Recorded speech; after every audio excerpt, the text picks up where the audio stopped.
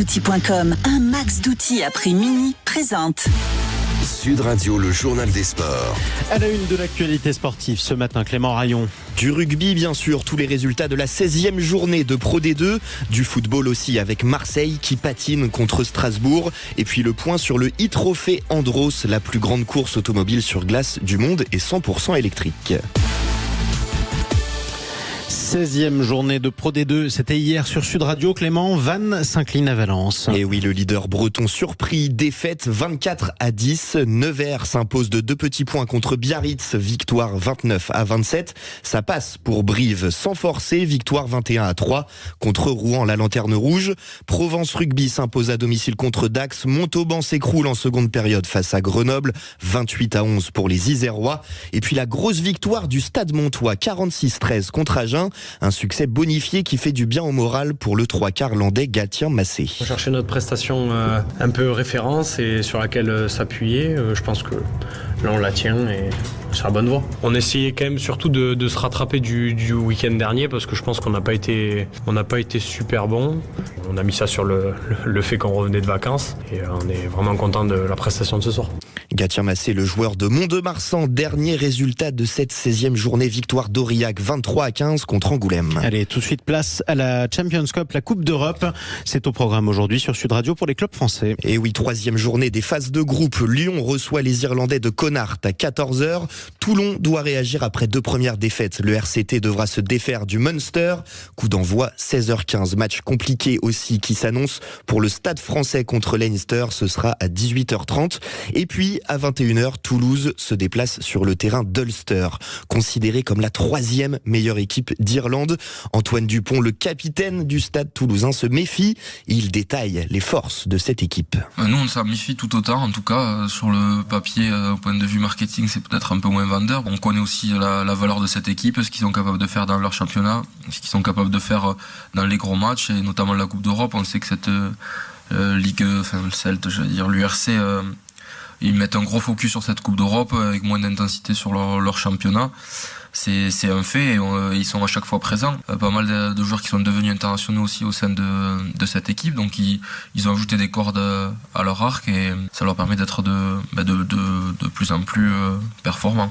Pour suivre les performances des clubs français en Champions Cup, rendez-vous à partir de 16h sur Sud Radio avec Alexandre Priam et toute son équipe. Oui, Sud Radio, la radio du rugby. Tout de suite, on place au football, Clément, et on revient sur ce match. L'Olympique de Marseille freiné par Strasbourg. Et oui, les Olympiens ont longtemps mené au stade Vélodrome hier soir, but inscrit par Samuel Gigot à la 3e minute de jeu. L'OM qui pense prendre les 3 points jusqu'à la 91e minute. Égalisation strasbourgeoise par l'intermédiaire de Jérémy Sebas. Marseille reste 5e avant les autres matchs de cette 18e journée. Aujourd'hui au programme Monaco-Reims à 17h et Rennes qui reçoit Nice, coup d'envoi 21h. Et d'ailleurs, je vous le rappelle, ce sont des matchs à suivre en quasi direct avec nos partenaires de l'application Free Ligue 1. Clément, on passe à l'automobile. Le e-Trophée Andros qui se poursuit. Première étape sur les pistes d'Isola 2000. Hier, Thierry Blanco, vous nous faites vivre la compétition sur place et nous sommes dans le Money Time. Et oui Clément, si nous étions sur une étape du Tour de France, eh bien je vous dirais que nous sommes à mi-parcours de l'ultime étape du 35e e-Trophée Andros. Isola 2000, dans les Alpes du Sud, un circuit mythique, ensoleillé, et une glace de rêve sur laquelle les meilleurs pilotes n'ont rien lâché.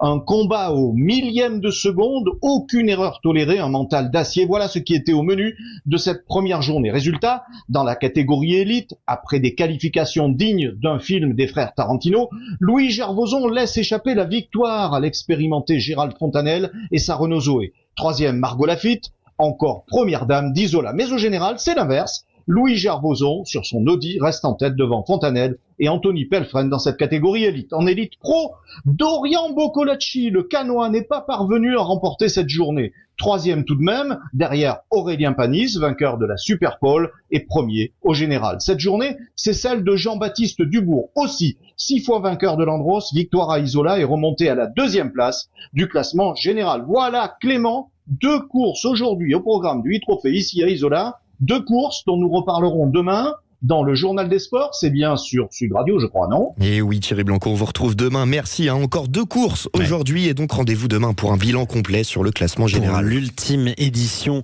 des e-trophées Andros. On adore la glace sur Sud Radio. C'est aussi pour ça qu'on reste sur les sports d'hiver avec malheureusement une très mauvaise nouvelle. C'est la fin de saison pour Alexis Pinturault. Et oui, le skieur français victime d'une chute impressionnante. Hier, il était parti avec le dossard numéro 7 au Super G de Wengen. Et sur la mauvaise réception d'un saut, il a été touché au genou et au poignet gauche. Le skieur de Courchevel a été rapidement évacué à l'hôpital par hélicoptère.